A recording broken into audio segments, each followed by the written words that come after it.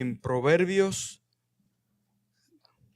capítulo 14, versículos 25 a 35. Y dice así la palabra de Dios. El testigo veraz salva vidas, pero el que habla mentiras es traidor. En el temor del Señor hay confianza segura, y a los hijos dará refugio.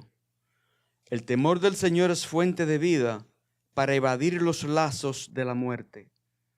En la multitud del pueblo está la gloria del rey, pero en la falta del pueblo está la ruina del príncipe. El lento para la ira tiene gran prudencia, pero el que es irascible ensalza la necedad.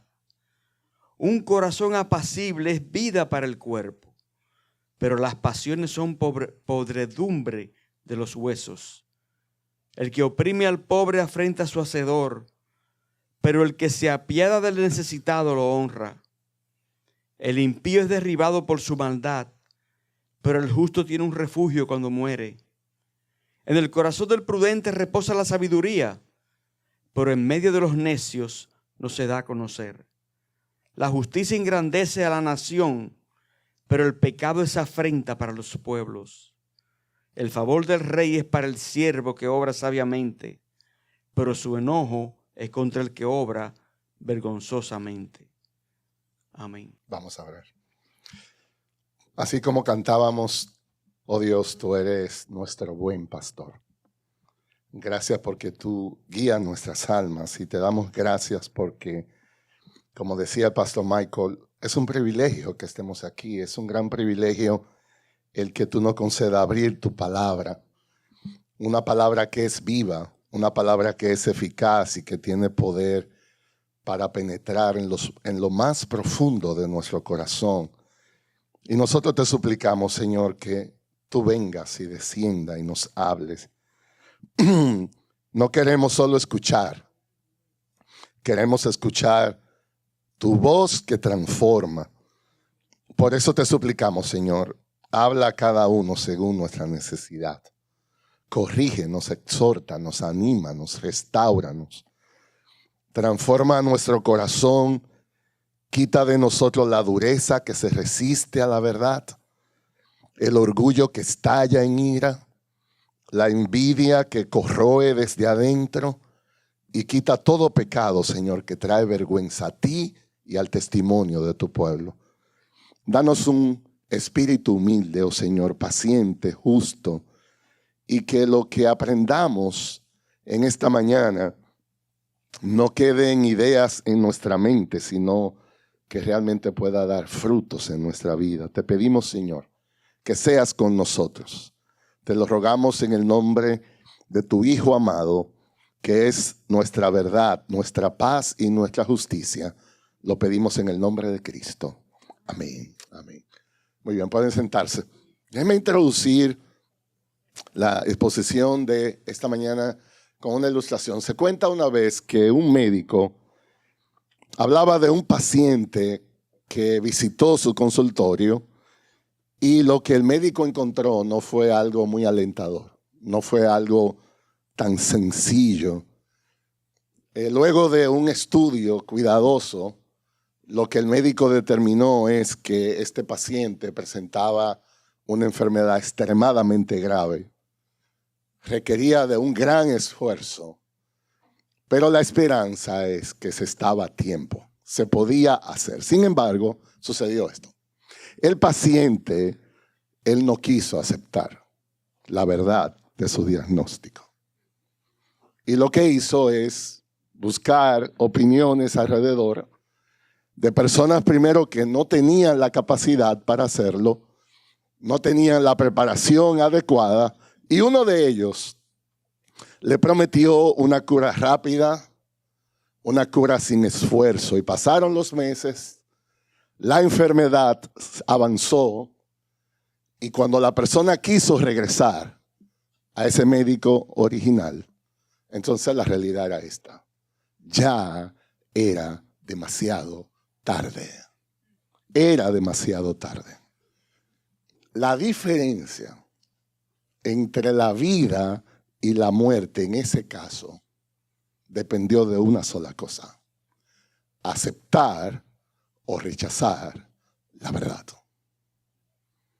Aceptar o rechazar la verdad. Y hermanos, de la misma manera, nuestra vida espiritual depende de cómo respondemos a la verdad de Dios. Siempre la mentira va a sonar más cómoda, la necedad más atractiva, el pecado más fácil. Pero solo la verdad preserva, solo la prudencia trae paz, solo la justicia engrandece. Y eso es exactamente lo que el texto que nos toca en esta mañana nos presenta.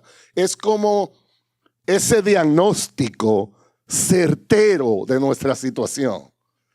Así como ese médico hizo un diagnóstico certero de la condición de ese paciente, Proverbio nos describe en un diagnóstico impresionante cuál es la realidad de nuestras vidas. Estas no son teorías abstractas. Estas son verdades prácticas que básicamente nos enseñan dos estilos de vida, no hay más. Dos estilos de vida. Está el sabio, ese es el que teme a Dios. Ese es el que anda en integridad. Y por el otro lado está el necio. Ese es el que se deja arrastrar por el pecado y ese es el que termina en vergüenza y en ruina. Y estos principios no solamente aplican para la vida individual. Eso también tiene repercusión en las familias. Eso tiene repercusión en la iglesia. Eso tiene repercusión en la nación. Por tanto, cuando venimos aquí a Proverbios 14, verso 25 al 35, nosotros descubrimos qué dice Dios acerca de la verdadera vida. ¿Qué dice Dios acerca de la verdadera paz? ¿Qué dice Dios acerca de la verdadera honra? Esto no es astucia humana. Esto no es estrategias inteligentes. Esto es del temor de Dios, que es un manantial de vida, un refugio seguro. Y lo que nosotros vamos a intentar hoy resaltar es esto: la verdad de Dios, la prudencia en nosotros, la justicia producen vida, dan paz, traen honra. En cambio, la mentira, la necedad y el pecado conducen a la ruina. Como muchos de ustedes saben, ya nosotros perdimos la cuenta cuántas exposiciones van de Proverbios. Iniciamos hace no sé cuándo una serie titulada La sabiduría del Señor para mi día a día. Nosotros hoy vamos a enfocarnos en la última parte de Proverbios capítulo 14, específicamente versos 25 al 35, y hemos titulado esta exposición La sabiduría que engrandece. Esta es la idea. Lo que encontramos en el texto son contrastes claros. Son contrastes que son muy penetrantes al corazón. Por un lado, hay una verdad que preserva. Y eso contrasta con una mentira que destruye. Por el otro lado, hay una prudencia que trae paz. Y eso contrasta con una necedad que trae angustia. Encontramos la justicia que se exalta frente a un pecado que deshonra. Y estos contrastes se nos muestra una vez más que hay un camino de sabiduría que conduce a bendición. Y hay un camino del necio que conduce a la ruina. Estos contrastes nos enseñan que el temor de Dios no es un accesorio espiritual. Es el fundamento mismo de la vida. Es el fundamento de la paz. Es el fundamento de la honra. Lo que voy a hacer es, usando de esos contrastes, tomar nuestro texto en tres grandes puntos. Del verso 25 al 27, la idea es una verdad que salva, una mentira que destruye. Del verso 28 al 32, una prudencia que da paz, una necedad que trae angustia. Y del verso 33 al 35 vamos a ver una justicia que engrandece, un pecado que deshonra. Así que vamos a nuestro primer punto. El primer contraste, la verdad con la mentira. Una verdad que salva, una mentira que destruye. Yo quisiera dar algunos señalamientos primero de los textos que aparecen aquí.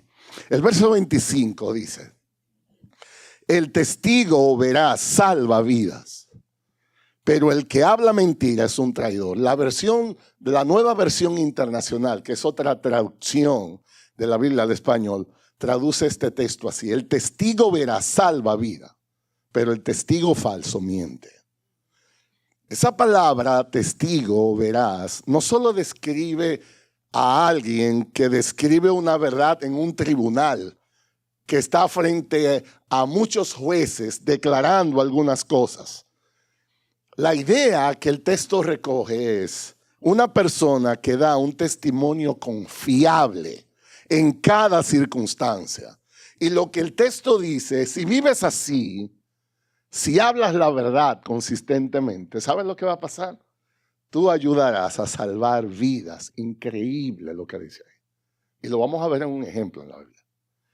Dice, tú vas a ayudar a rescatar, tú vas a ayudar a librar del peligro tu alma o el alma del otro. Tú vas a ayudar a preservar de un daño. El testimonio fiel puede evitar una condena injusta. Un testimonio fiel puede ayudar a restaurar la justicia, a proteger los inocentes.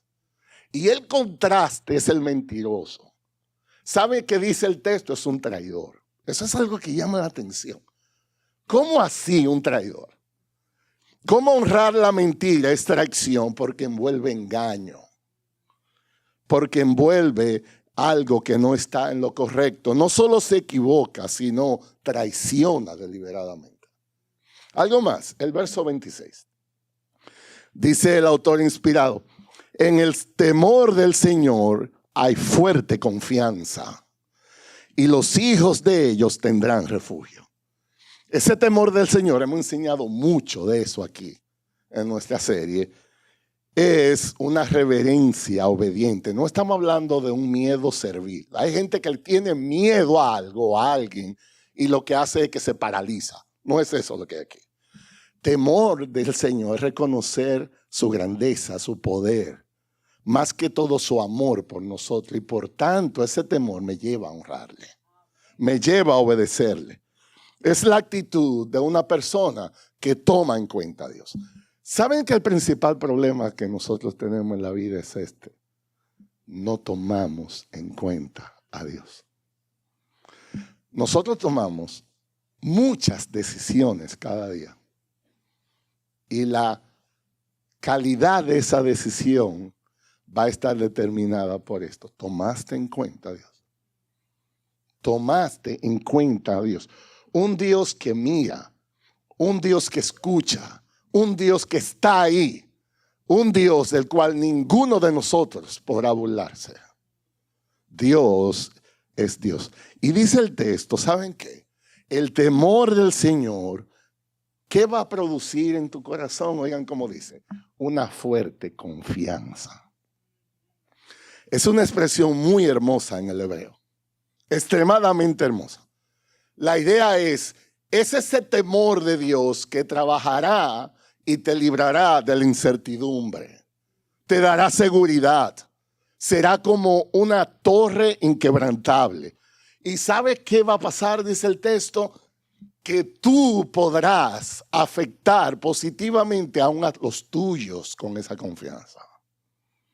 Podrá pasarla a tus hijos. El texto dice, y los hijos de ellos tendrán refugio. ¿Saben que en esta obediencia a Dios, aún los tuyos alrededor se benefician? Igualmente al revés.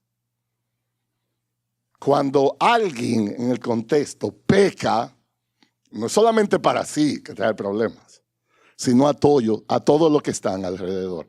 Los hijos disfrutan, dice, de un refugio seguro, un hogar temeroso de Dios. Y en esta sección, en este primer punto, también está el verso 27. Otra vez, dice el sabio, el temor del Señor. Y esta vez, ¿a qué apunta? Dice, es manantial de vida.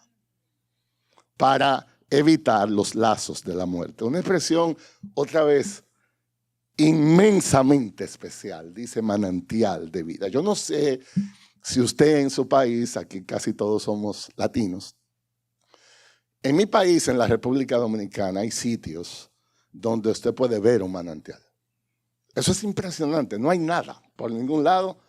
Y en un pequeño bosque sale agua. Usualmente sale poca agua. Pero humanamente hablando, la interpretación es, Dios la crea ahí, el agua. No hay agua por ningún lado. ¿Saben cómo se llama eso? Un manantial. Eso no hay manera de matarlo. Siempre saca agua. Y esa agua va, se transforma y llega a los ríos. Del río, en un asunto científico, se evapora, va a las nubes y luego llueve y llega al mar. De un manantial. Recuerdo un campo en mi ciudad, se llama Altamira, y hay muchos manantiales. Uno va y sale agua, una cosa impresionante. ¿Sabe qué dice el autor divino acerca del temor de Dios? Es como un manantial, pero no de agua. Es manantial de vida. ¿Saben cuál es el problema de nosotros? Que nuestra vida es pobre. Nuestra vida se gasta. Nuestra vida no crece. Pero eso no es en el gimnasio que va a pasar. No importa el sistema de nutrición que tú lleves. Hay una sola cosa que puede garantizar que tu vida vaya en aumento y crezca. El temor del Señor. El temor del Señor. Dice, es una vida que no se agota. Es una agua fresca que se renueva constantemente. El efecto de eso, dice, te va a librar de los lazos de la muerte. Hay trampas en nuestras vidas. Señores, a veces yo le digo a la persona, yo lo escucho hablando y problemas y en consejería. Yo le digo, mira, aquí hay un punto técnico en este lío. ¿Tú crees que tú estás viviendo en Disney, en Orlando, y es en Ucrania que estamos? El fuego que hay. Entonces tú vives en la calle como si tú estuvieras en Disney. A veces hay creyentes que somos tan simples que uno puede salir de su casa sin orar, que uno puede tomar decisiones sin buscar la voluntad de Dios, que uno puede hablar lo que uno le dé la gana. Tú estás perdiendo de vista una lucha espiritual real que existe. Y dice, ¿sabe qué te va a librar de esos trampas? El temor del Señor. Eso es muy importante. Que entonces, ¿qué es lo que aprendemos en esta parte? Bueno, llama la atención primero que tanto el verso 26 como el 27 comienzan hablando del temor del Señor. Después que habla de la verdad y su consecuencia, después que habla de la mentira y su consecuencia, ahora llama la atención al temor del Señor. El temor del Señor es la clave, hermanos. El temor del Señor es la medicina. El temor del Señor es donde comienza la sabiduría. Y eso no es un evento, es un estilo de vida. Entonces acuérdate de esto. Es el temor de Dios que nos va a preservar. Es el temor de Dios que nos dará la valentía de decir la verdad. Porque refleja el carácter de Dios, quien es veraz en todo. Cuando el Señor Jesucristo quiso, por así decirlo, poner la visión de su vida, Él dijo, esta es mi identidad. Jesús les dijo, dice Juan 14:6, yo soy el camino, yo soy la verdad, yo soy la vida. Nadie viene al Padre sino por mí. Jesús no dijo, yo soy una verdad. Como hay gente que dice, ay, pastor, miren, yo no soy tan religioso. Yo tengo mi creencia y esto es como una montaña. Usted sube por su camino, yo como por el mío y nos juntamos allá. Eso no es lo que Jesús dijo. Jesús dijo, hay un camino, una verdad, una vida singular. Eso es lo que genera el temor de Dios. Entonces la mentira, en cambio, destruye. ¿Saben por qué? Porque ahí no hay nada de Dios, al contrario. Es una imitación de Satanás. Cuando el Señor Jesucristo enfrentó a los líderes religiosos de su época, Él no fue muy agradable en lo que le dijo. Escuchen al Señor Jesucristo hablando a los fariseos. Juan 8:44 dice, ustedes son de su padre el diablo. No sé, hay gente que dice, es que no me gusta ofender a nadie. Bueno, yo no sé si tú lees los evangelios, cómo Jesús hablaba. Y quieren hacer los deseos de su padre. Ese es el problema. Jesús le dijo que hay. Él fue un asesino desde el principio y no se ha mantenido en la verdad, porque no hay verdad en él. Y cuando habla mentira, habla de su propia naturaleza, porque es mentiroso. Y no solamente eso, es también padre de la mentira. El temor del Señor nos da la bendición de Dios. La mentira nos aleja de Dios. Un gran teólogo del siglo pasado decía esto. El temor de Dios no nos lleva a escondernos de Dios, sino a refugiarnos en Él. Es la convicción de que fuera de Él hay destrucción, pero en Él hay vida y seguridad. Termina la cita. Estos versículos en este primer punto entonces nos enseñan que la verdad no es simplemente un valor moral. Es una fuerza de vida. Es un principio de vida. El testimonio veraz libra de la injusticia, edifica confianza, refleja el carácter de Dios. En cambio, la mentira siempre terminará destruyendo, traicionando, conduciendo a la ruina.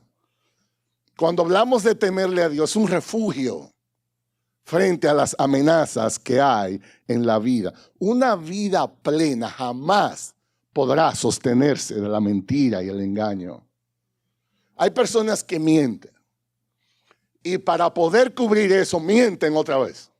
Y cuando vamos por 25 mentiras, ya ellos no saben lo que es mentira, lo que es verdad.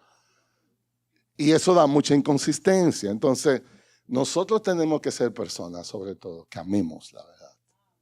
Honremos la verdad. Hay una historia en el Antiguo Testamento del profeta Natán confrontando a David. Lo más seguro que todos ustedes tienen idea. Déjenme brevemente narrarlo. David, que la Biblia dice que era conforme al corazón de Dios. Esto es impresionante, hermanos, porque oigan, Dios dice de David, él tiene un corazón como el mío. Eso no lo dijo su mamá, ni lo dijo su esposa, ni nada. Dios dijo, él tiene. Sí, porque a veces la mamá, ustedes como saben, yo en la República Dominicana, yo quería ser beisbolista profesional. Había un solo problema, solo mi mamá y yo pensábamos que yo jugaba bien. El resto de todo el mundo decía que yo no era un buen jugador. Y adivina qué pasó. No llegué a ningún sitio porque esa era la idea. Pero de David se dice que tenía el corazón de Dios. Este hombre que tenía el corazón de Dios cayó en un pecado horrible. Adulteró contra Betsabé y de una manera u otra participó en el asesinato de su esposo Urías. Y David, él trató de ocultar el pecado. Él vivió una mentira. Y su silencio, su engaño, lo estaban consumiendo. El mismo David describe cómo él se sentía. Dice el Salmo 32:3. Mientras callé mi pecado, mi cuerpo se consumió con mi gemir durante todo el día. Él estaba en apariencia, pero él estaba muriendo. Dios, entonces, ¿qué hizo? En su gracia no lo dejó hundirse en la mentira. ¿Saben qué envió? Al profeta Natán. Una de las misiones más difíciles que un siervo de Dios puede tener. Confrontar a alguien con la verdad. Y este no era cualquiera, era el rey. Era decirle al rey algunas cosas que no eran agradables. Pero Natán era un profeta que amaba la verdad. Con sabiduría dice que le habló al rey. Le contó una parábola de un hombre rico que robó una oveja a un hombre que solo tenía esa oveja y que era pobre. Y dice que la indignación del rey David fue tan grande. Él no lo podía creer de esa injusticia. Y dice que en esa indignación Natán lo miró y le dijo con valentía: tú eres ese hombre. Ese eres tú el que hiciste eso. Y en ese instante lo que pasó es que la verdad penetró en el corazón de David, como si fuera una espada. David no pudo seguir negando.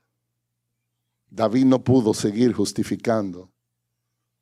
Y David respondió en un aspecto de gracia impresionante. Dice 2 de Samuel 12:3 que él dice: he pecado contra el cielo y contra ti. Esta confesión de David por causa de la verdad fue el inicio de su restauración. Y Dios en su misericordia, Dios le perdonó. No solamente eso, Dios tuvo tanta misericordia de David que le preservó la vida. Dice que el profeta también le declaró esa verdad. Y en ese texto dice que el profeta le dijo: también el Señor ha quitado tu pecado, David, no morirás. Ahora, ¿qué estaba pasando? La mentira le estaba destruyendo por dentro. David estaba engañado. Como todos nosotros vamos a estar engañados si creemos que podemos engañar a Dios. Y la verdad, aunque fue dolorosa, preservó la vida de David. Lo llevó al arrepentimiento. Fue esa verdad incluso que lo inspiró a escribir el Salmo 51. Es el salmo más profundo en confesión y restauración. Es un gran clamor. La pregunta es esta: ¿qué hubiera pasado si Natán hubiera callado por miedo a ofender al rey? Por miedo a pecar contra él. ¿Qué hubiera pasado? David hubiera seguido en la mentira y hubiera posiblemente terminado destruidas. Y esta es la pregunta: ¿cuántas veces nosotros preferimos callar por no ofender? ¿Cuántas veces preferimos callar en lugar de hablar la verdad en amor? Al revés, ahora, cuando somos nosotros que estamos en pecado, ¿estamos dispuestos a recibir la verdad, aunque duela? ¿Estamos dispuestos a dejar que Dios obre, que nos confronte, solo para salvarnos y ser restaurados? Ya aquí varios de lo que han hablado, Pastor Michael, también Fernando, han hablado de este hermano Charlie Kirk. Él habló la verdad y pagó el precio. Escucha esto, hermano: no siempre será cómodo proclamar la verdad. No siempre será cómodo. Pero hay una bendición. ¿Qué nos enseña este texto? En primer lugar, que la verdad te acerca a Dios, pero la mentira te va a destruir. En segundo lugar, el otro contraste es este: la prudencia trae paz, pero la necedad traerá angustia. Es un principio de vida que necesitamos entender y abrazar. Dice el verso 28: en la multitud del pueblo está la gloria del rey, y en la falta del pueblo la ruina del príncipe. La nueva versión internacional, yo creo que hace una traducción más fiel y más clara. Dice: gloria del rey es gobernar a una gran población. Un príncipe sin súbditos está arruinado. Y la idea es: la grandeza de un gobernante no depende de su ego. Eso no tiene nada que ver con su riqueza y su poder, sino cómo bendice al pueblo. ¿Cómo hace su gobierno prosperar la nación? Un líder sabio cuida a su gente. Un necio abusa de ella. Un necio los pierde, se destruye con ellos. La eficacia de un gobernante no se mide por los beneficios personales que obtenga, sino cómo él es un instrumento de bendición para otros que le pusieron ahí. Esa es la idea, prudencia, transmitir. Y luego el verso 29 nos lleva a uno de los aspectos quizás que Proverbio más destaca en cuanto a esto de la paz y la angustia, y es la ira. El verso 29 dice, el lento para la ira tiene gran prudencia, pero el que es irascible ensalza la necedad. La otra versión, la nueva versión internacional dice, el que es paciente muestra gran inteligencia, pero el que es agresivo muestra mucha insensatez. ¿Saben lo que significa lento para la ira? En la República Dominicana nosotros tenemos una expresión cuando hay a una persona que está como muy fuera de sí, uno le dice enfríate, como de hecho literalmente date un baño de agua fría a ver si recupera la razón, porque está fuera de sí. Pero en el término es paciente. Y eso es una cualidad de Dios. Dios es paciente y es el remedio para la ira. Una de las cosas que llama impresionantemente, hay una escena en el Antiguo Testamento de Moisés, el gran siervo de Dios. Ese era un hombre que aprendió no solamente a creer en Dios, él aprendió a deleitarse en Dios. Hay un momento en la historia de Moisés en Éxodo que él le dice a Dios, yo quiero conocerte más. Es más, él le hizo esta petición a Dios. Yo quiero ver tu gloria. El problema que eso tenía es este. Nadie puede ver la gloria de Dios y vivir. Entonces Dios no lo podía complacer porque lo iba a matar. Pero Dios le dijo, yo voy a hacer algo contigo. Escóndete detrás de esa roca que está ahí. Y yo lo que voy a hacer es que voy a pasar un destello de mi gloria, como la espalda, una colita, como decimos, de mi gloria. Lo que significa, te voy a dar como un saborcito, que es lo que yo soy. ¿Y saben qué fue lo que Dios le dio?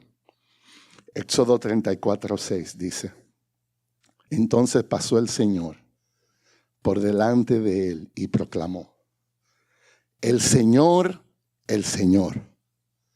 Dios compasivo y clemente, lento para la ira y abundante en misericordia, en verdad. Y yo digo, ¿y por qué fue que Dios eligió eso como lo más importante para decirle a Moisés? Eso es como que alguien te diga en una entrevista en empleo. Ustedes saben que cuando lo están entrevistando para un empleo, uno tiene que venderse. Porque está la persona de recursos humanos ahí que te va a evaluar y te dice, dime en 3 minutos. Yo trabajé en recursos humanos un tiempo cuando estaba en negocio. Entonces ya cuando no había nada que hablar, yo le hacía esta pregunta a la persona. ¿Por qué tú crees que debemos contratarte? Eso es como una manera de decirle, véndete, tienes 3 minutos para vender. Y la persona empezaba a hablar de lo maravilloso que él es, de cómo él puede. Es 3 minutos que te puede costar que te contraten o no. Dios le dijo a Moisés en un momento, yo te voy a decir en una cápsula quién yo soy. Pero Dios pudo haberle dicho, yo soy el creador de los cielos y la tierra. Yo soy todopoderoso. Yo soy omnisciente. Todo eso es verdad. Pero ¿saben qué fue lo que Dios encontró más apropiado decirle a Moisés? Es como, ¿tú quieres conocer? ¿Tú quieres ver mi gloria? Te voy a decir quién yo soy. Yo soy compasivo. Yo soy clemente. Yo soy lento para la ira. Yo soy abundante en misericordia y verdad. No hay nada que agrade más a Dios que imitemos su carácter. La ira es un disturbio de su carácter. Eso no tiene nada que ver con Dios. Absolutamente nada. El impaciente ensalza la necedad, dice el texto. ¿Sabe lo que eso qué significa? Hace que se vea claramente tu falta de control. La ira evidencia una deficiencia del corazón.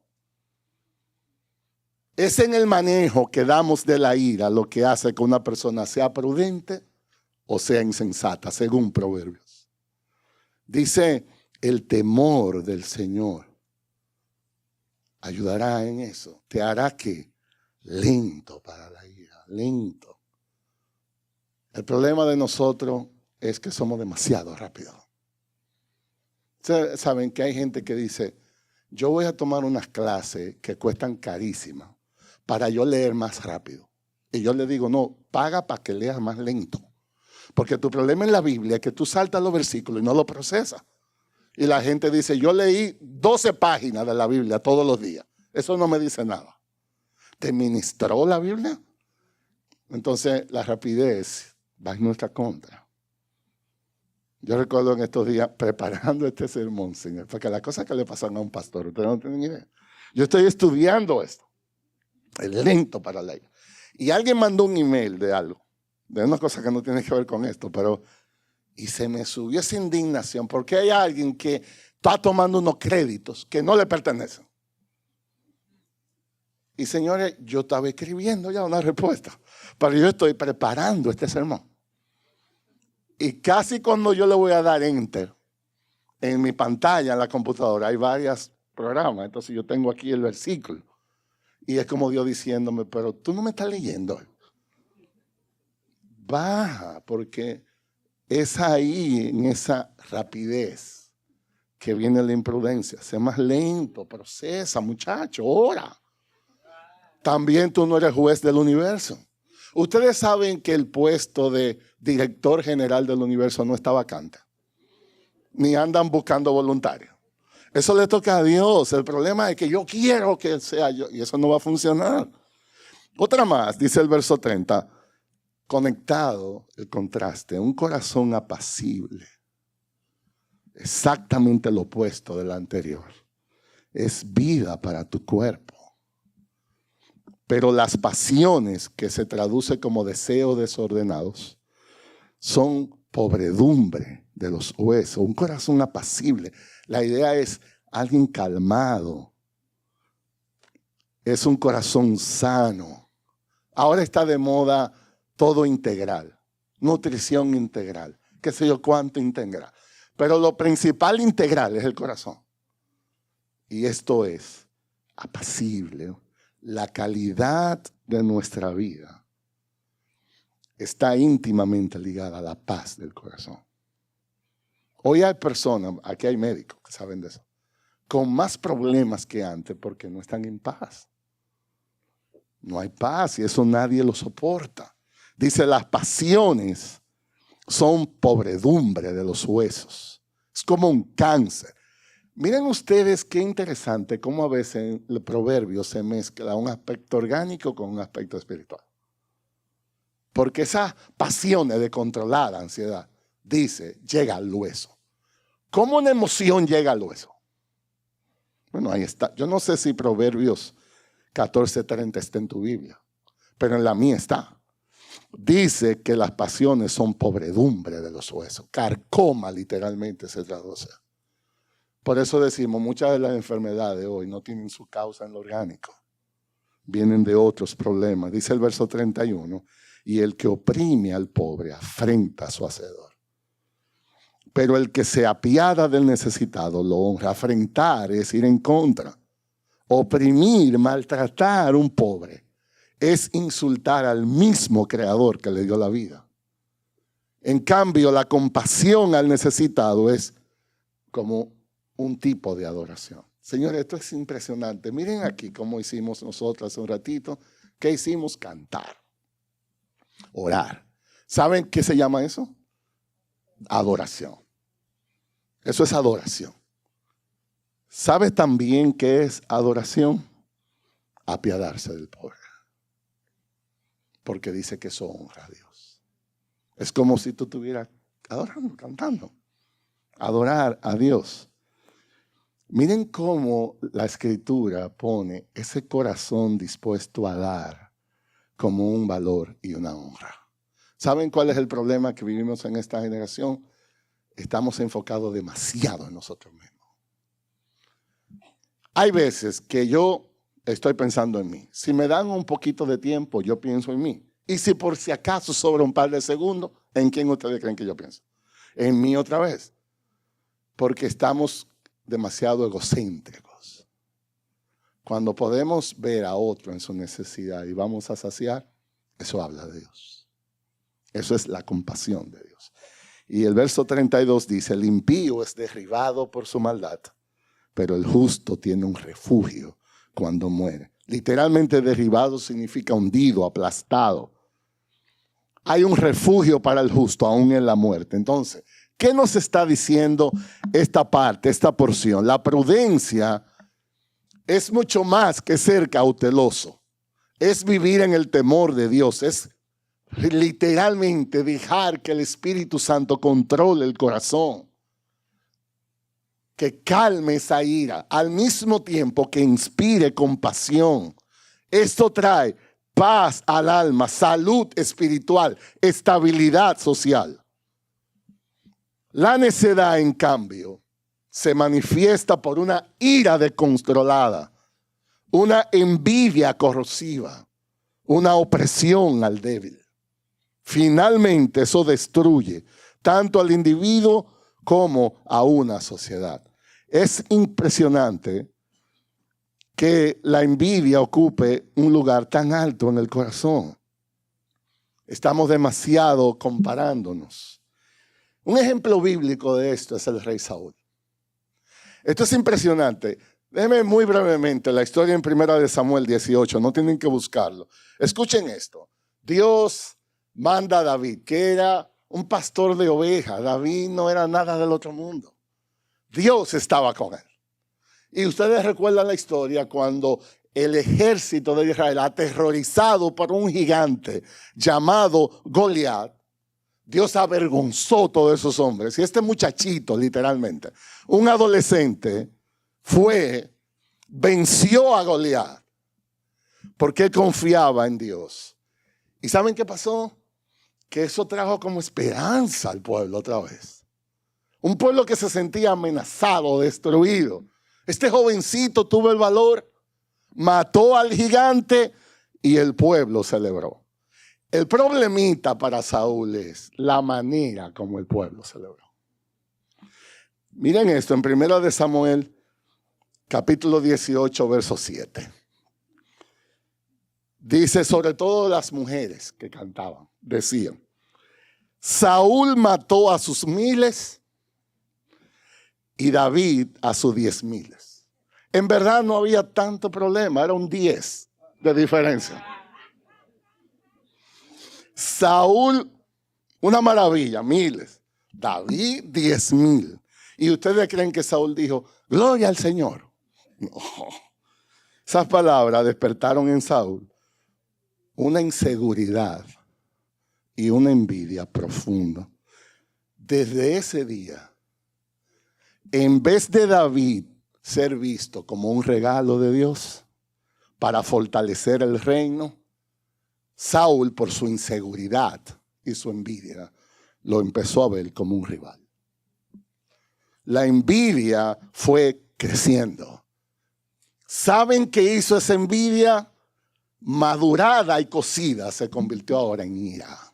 Eso es muy importante. En consejería nosotros descomponemos todo esto.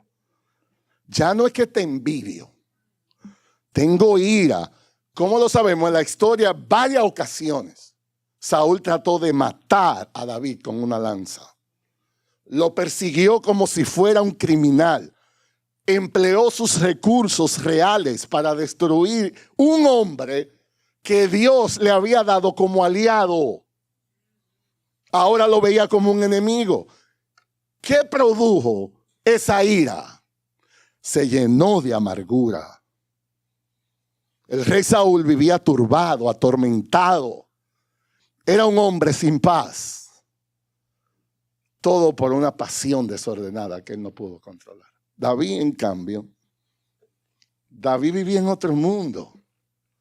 Él mostraba una paz impresionante.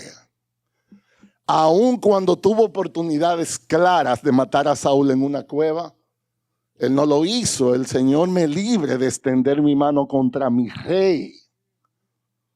porque Él es el ungido del Señor. Decía David, oigan esto, su prudencia preservó la paz en su conciencia. Su prudencia lo sostuvo hasta que Dios mismo lo estableció como rey. Él no tomó la justicia en sus manos. Entonces este pasaje nos recuerda que la prudencia es fuente de paz, porque se expresa en paciencia, en dominio propio, en compasión hacia aquellos que son más vulnerables. Una persona sabia vive así, y si está en autoridad, gobierna así, gobierna con equilibrio, controla su carácter, honra a Dios al cuidar a los necesitados. En cambio, donde quiera que hay necedad, se llama a la angustia. Una ira precipitada produce división. La envidia carcome el alma. La opresión al pobre ofende al mismo Creador. La prudencia es una de las gracias más importantes en la vida de fe. Nos conduce a esa paz. Y finalmente, en tercer lugar, el otro contraste que encontramos es la justicia que engrandece, el pecado que deshonra. Dice el verso 33, en el corazón del prudente reposa la sabiduría, pero en medio de los necios no se da a conocer. Reposa significa está allí, está en calma, reside, está por dentro, descansa en el interior de esta persona. En cambio, un necio no puede ocultar su insensatez. Tarde o temprano la insensatez va a salir. Dice el verso 34, la justicia engrandece la nación, pero el pecado es afrenta de los pobres. Engrandece es que honra, eleva, exalta, da nombre. Afrenta es lo contrario, deshonra, vergüenza. Es una desgracia pública. Y finalmente el verso 35 dice, el favor del rey es para el siervo que obra sabiamente, pero su enojo es contra aquel que obra vergonzosamente. La Nueva Versión Internacional dice, el rey favorece al siervo que es humilde, pero el rey descarga su ira con aquel que trae vergüenza. Prudencia aquí es un siervo entendido, actúa en sabiduría, en práctica. Dice, tú tendrás el favor del rey. El favor del rey. R.C. Sproul, otro de los grandes hombres de Dios de esta generación, ya murió, dice él. Cuando una nación ignora la santidad de Dios y desprecia su justicia, no importa cuán grande sea su poder militar, no importa cuán grande sea su poder económico, se está preparando para la caída. Termina la cita. Cuando una nación ignora a Dios, entonces la justicia engrandece porque nos acerca a Dios. El pecado degrada porque trae caos e indignación. Otro gran hombre de Dios hoy, líder, Albert Mohler, dirige uno de los seminarios más influyentes del mundo, dice él, la decadencia de una nación no comienza en los indicadores económicos, sino en la pérdida de la moralidad que sostiene su cultura. Termina la cita. Entonces, ¿qué aprendemos? Bueno, Proverbios aquí, cerrando este capítulo 14, nos muestra que la vida de sabiduría se refleja en tres dimensiones. Una verdad que preserva, una prudencia que da paz, una justicia que engrandece. Y eso es en contraste con la mentira, la ira, el pecado que conducen inevitablemente a la ruina y a la vergüenza. La enseñanza es clara. La verdad salva vida, pero la mentira destruye. La prudencia trae calma y salud al alma, pero la necedad corroe por dentro. La justicia exalta a una nación, pero el pecado le degrada. ¿Saben a dónde debe llevarnos esto? A Jesús. Nosotros necesitamos a Jesús. Dios hizo provisión de todo esto en Jesús. Jesús es el testigo fiel. Nunca mintió. Jesús es el príncipe de paz, que venció la ira, la envidia con su mansedumbre. Jesús es el rey justo, que gobierna con iniquidad, con justicia, y no se salta delante de Dios. Por lo tanto, ¿quieres una vida que produzca fruto? ¿Quieres una vida, hogares que disfruten de paz? ¿Quieres ver una nación que experimente honra? Necesitamos comenzar por Jesús. Necesitamos un Salvador. Jesús murió para hacer posible eso. Solo en Jesús hay una verdad que salva. Solo en Jesús hay una prudencia que sana. Solo en Jesús hay una justicia que permanece para siempre.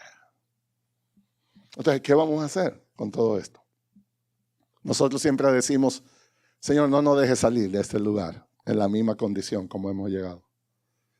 Déjenme 3 aplicaciones breves. Primero, hermanos, nosotros necesitamos cultivar más amor por la verdad.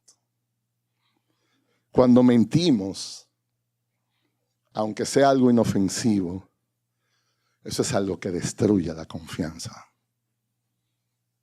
Eso es algo que tarde o temprano va a herir a aquellos que nos rodean. Pero decir la verdad no es fácil. Muchas veces decir la verdad te va a costar tu reputación. Va a ir en contra de tu orgullo natural. Puede tocar posiciones y comodidad. Pero el testimonio, verás, al final es lo que preserva, es lo que trae vida, es lo que honra a Dios. Entonces la pregunta es esta. ¿Hay áreas en mi vida donde yo he justificado pequeñas mentiras? Quizás para guardar mi reputación, apariencia.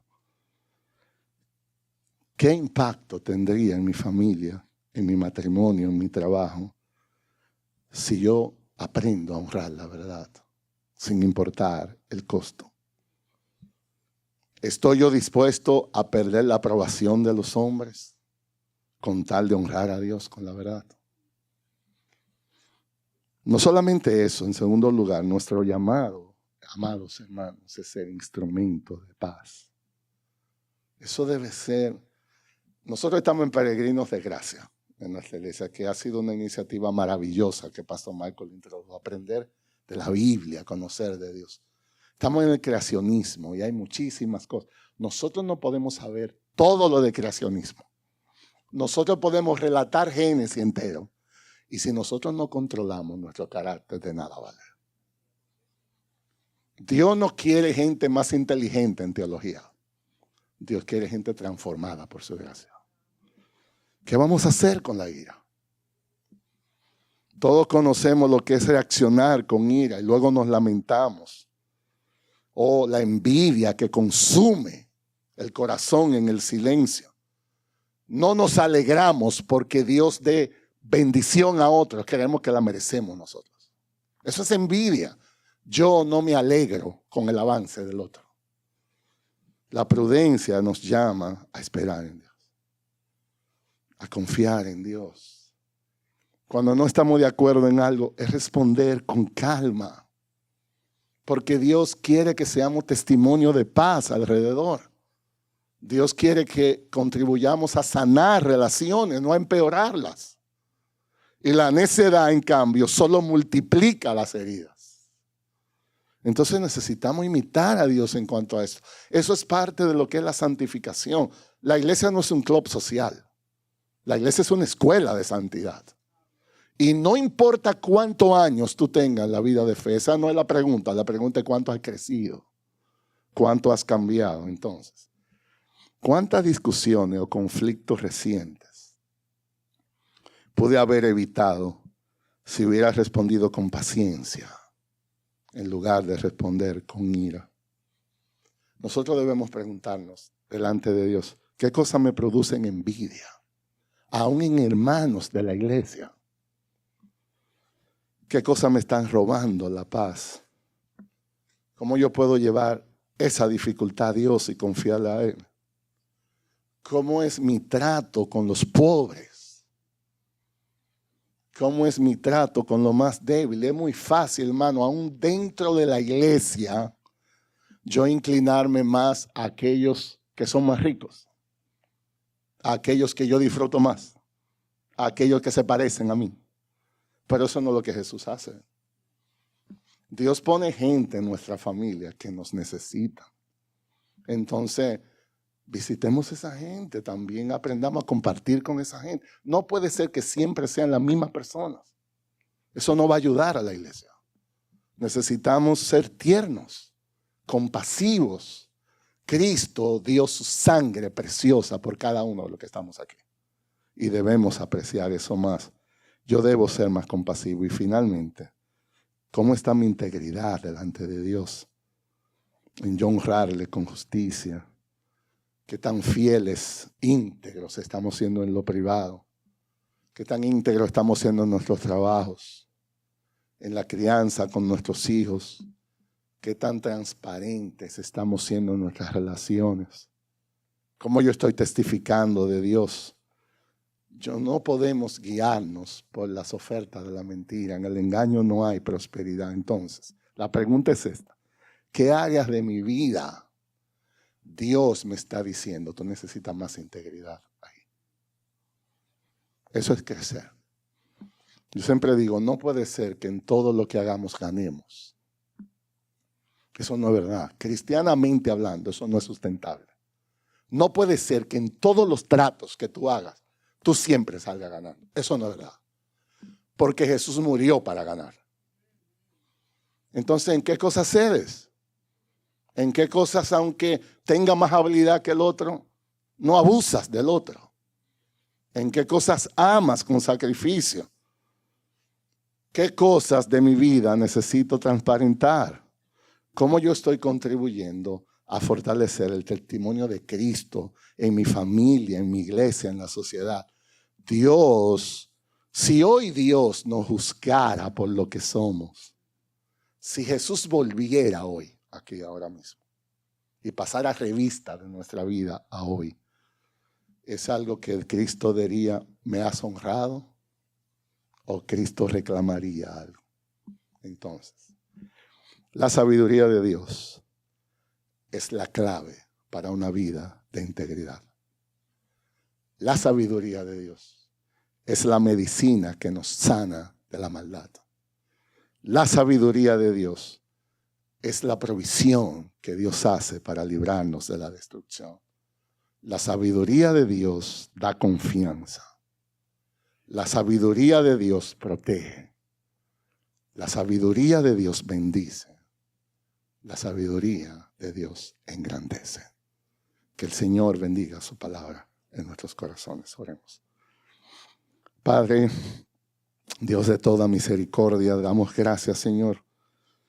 Damos gracias porque tú nos permites escuchar tu palabra. Gracias por recordarnos que la verdad preserva, que la prudencia trae paz, que la justicia exalta y que en cambio la mentira trae, y la necedad y el pecado conducen a la ruina. Y nosotros sabemos, Señor, que esto no termina por haber escuchado esta verdad. Necesitamos que tu palabra descienda por dentro, en nuestras mentes, en nuestro corazón, a nuestras manos, en nuestros pies. Gracias porque no nos hablas tú solamente para informarnos, sino para transformarnos. Señor, te suplicamos, perdona nuestros pecados. Las muchas veces que hemos negado la verdad por el precio que tiene. Perdónanos cuando no hemos ejercitado el dominio propio, nuestro carácter, y explotamos en ira y herimos. Perdona nuestros pecados cuando no hemos aprendido a andar en justicia delante de sí. Oh Señor, suplicamos que la influencia de tu Espíritu venga sobre nosotros, que nos des la valentía para ser testigos veraces, no importa lo que cueste. Danos la paciencia, Señor, para responder con prudencia en medio de la provocación. Ayúdanos por tu gracia a estar determinados en vivir en justicia, aunque el mundo a nuestro alrededor lo que promueva sea el pecado. Oh Señor, que lo aprendido hoy pueda dar fruto, que nuestras familias vean en nosotros signo de integridad, que nuestra iglesia pueda reflejar la compasión y la paciencia de Cristo, que nuestra sociedad pueda reconocer en tu pueblo un testimonio de justicia que engrandece tu nombre. Oh Señor, ayúdanos por amor de tu nombre. Queremos salir de aquí transformados por tu palabra, sostenidos por tu gracia, capacitados por tu espíritu para poner por obra lo que hoy nos has enseñado. Señor, aquí están nuestros corazones delante de ti. Bendícenos. Lo rogamos en el nombre de Cristo. Amén.